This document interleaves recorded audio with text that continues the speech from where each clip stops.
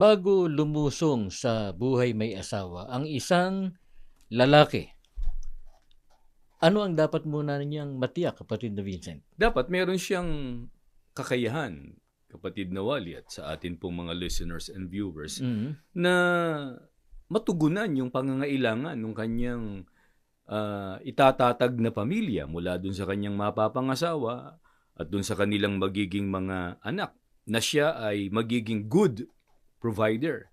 Hindi yung iaasa lang sa ibang tao, sa magulang niya halimbawa, o kaya dun sa magulang ng kanyang mapapangasawa o dun sa tinatawag na biyenan. Paano ba kung ilarawan ng Biblia ang hindi tinutugunan ang pananagutang ito bilang isang ama ng sambahayan?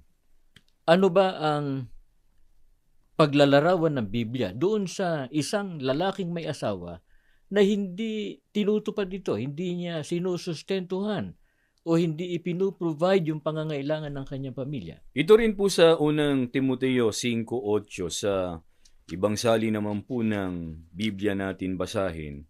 Pakinggan po natin ang nakasulat. Ang sino mang pabaya sa kanyang mga kamag-anakan, lalo na sa kanyang mga kasambahay, ay tumalikod na sa pananampalataya at siya ay masahol pa sa isang walang pananampalataya. Ang katumbas po ng isang padre de pamilya na hindi natutupad yung kanyang pananagutang sustentuhan yung pangangailangan ng kanyang pamilya, ayon sa ating binasa, pabayaan niya sa kanyang kamag-anakan o sa kanyang mga kasambahay. Isang pabayang tao, isang pabayang ama ng sambahayan, kung tawagin po ng Biblia.